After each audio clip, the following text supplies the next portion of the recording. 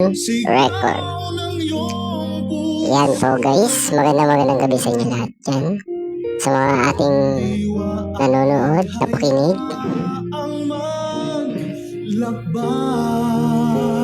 Ang title ng ating stories ay Baby Shower.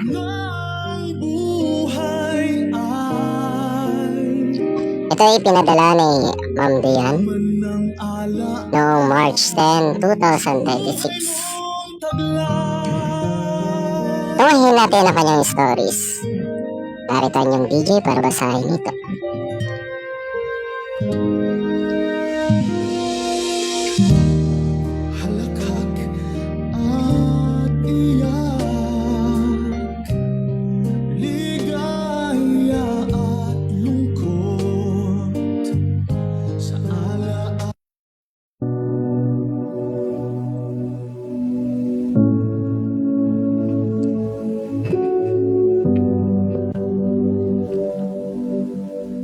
Dear Kuya Jay,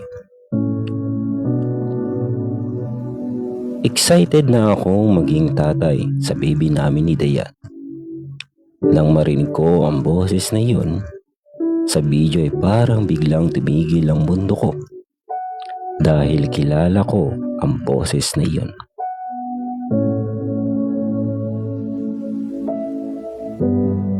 Ang ex-boyfriend ko. Ako si Nicole, 29 years old, at hanggang ngayon hindi ko pa rin makalimutan ang araw na dapat sa sana ay masaya lang ang baby shower na yun.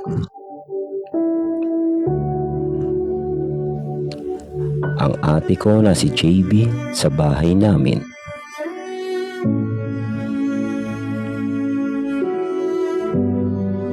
Sa Cavite ginanap. Maingay, masaya, puno ng kulay, may pink at gold na balloon. Sa kisame, may malaking cake sa mesa at may mga pamangkin kong nagtatakbuhan sa sala. Ako ang halos nag-organize ng lahat. Ako ang naghanap ng caterer. Ako rin ang bumili ng dekorasyon. Ako rin ang gumawa ng mga programa para hindi boring ang party. Masaya ako para kay ate. Kahit hindi pa rin siya kasal. Proud siya sa magiging baby niya. Sabi niya ay blessings daw yon. Hindi ko na masyadong tinanong kung sino ang ama. Sabi niya ay kasi private daw yon. Nare-respeto ko yun. Akala ko ay wala lang. Hanggang dumating ang part ng program na tinawag namin ang guest ng mga father message. Walang idea ko po yun. Idea ko lang po yun. Magpapadala raw ng video message ang tatay ng baby.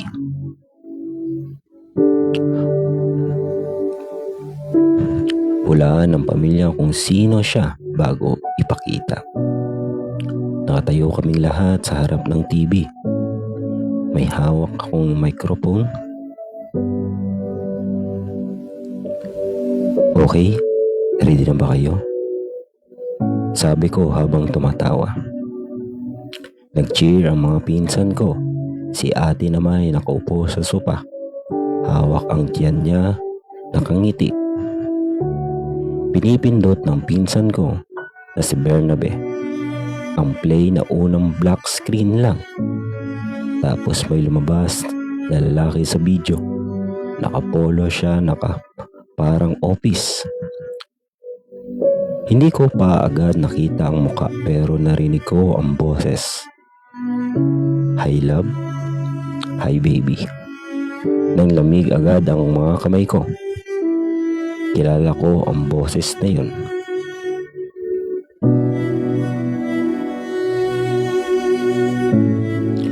Hindi ko pa rin tinitingnan ang screen ng maayos, parang ayoko.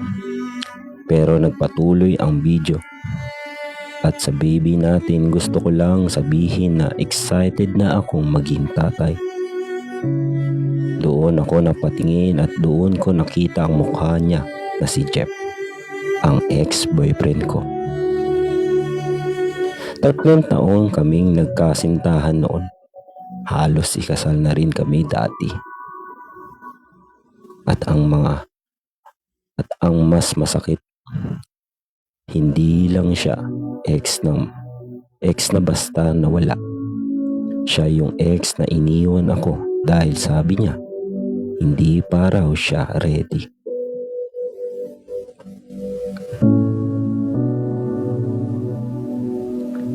Sa commitment, hindi rin siya ready na maging pamilya. Pero sa video na iyon, nakangiti siya habang sinasabing excited siyang maging tatay.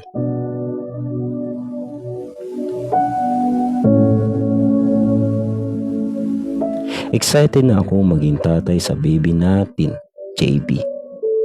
Parang may sumabog sa loob ng dibdib ko. Biglang nagkagulo sa paligid. Anya nga ng ibang tao ay, "Uy, kilala natin yan ah. Hindi ba si Jeff yan? Ex ni Nicole yan, di ba?" Narinig ko ang mga bulungan pero parang malayong lahat. Tumingin ako kay ate. Hindi na siya nakangiti. Nakatingin lang lahat siya sa akin. Doon ko naintindihan, totoo ang lahat. Lumapit ako sa kanya ay mabagal na parang may mabigat na bato. Bawat hakbang ko ay, "Ate." Sabi ko halos pabulong. Gaano katagal? Hindi siya agad sumagot. Nakita kong nanginginig ang kamay niya. Nicole." Gaano katagal ulit ko. Tahimik ang buong sala. Para lahat ay naghihintay ng sagot. Hanggang sa bumuntong hininga siya. 8 months. Parang may kumalabog sa tenga ko. 8 months. 9 months pa lang kaming hiwalay ni Jeff. Ibig sabihin habang nagpaplano pa kami ng future naming dalawa, habang iniipon ko pa ang down payment sana sa bahay. May relasyon na pala sila ng ate ko. Habang kami pa ay tanong ko, hindi siya nakatingin sa akin. "Nicole, hindi namin sinasadya," anya nga ng kanyang ate. Hindi malakas yung tawag galing sa pagod. Hindi sinasadya. Tumayo ang tita ko. "Nicole, huwag ka munang mag-iskandalo." Pero hindi ako sumigaw. Tahimik lang ako.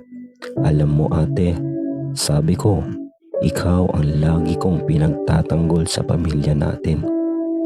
Naalala ko lahat. Ako ang sumasalo kapag may nagagalit sa kanya. Ako ang nagbabayad kapag na-short siya sa bills. Ako ang nag-aalaga sa kanya kapag may problema siya sa trabaho. Ako ang kapatid na laging nandyan. Tapos ito, ako ang nag-organize ng baby shower mo," sabi ko sa kanya. Tumingin ako sa decoration sa cake, sa balloon, para pala sa anak ng ex ko. Walang sumagot. Tahimik lang ang lahat. Maya-maya ay may nagsalita. Si ate. "Nicole, mahal namin ang isa't isa." Parang may kutsilyong dumaan sa dibdib ko. Hindi na ako nagalit. Hindi na rin ako umiyak. Bigla na lang akong napagod. Kinuha ko ang bag ko sa mesa. Habang naglalakad ako papunta sa pinto, narinig ko si ate. "Nicole, please. Huwag kang umalis ng ganito." Huminto ako sandali, pero hindi ako lumingon. "Relax ate. Sabi ko, hindi ako aalis.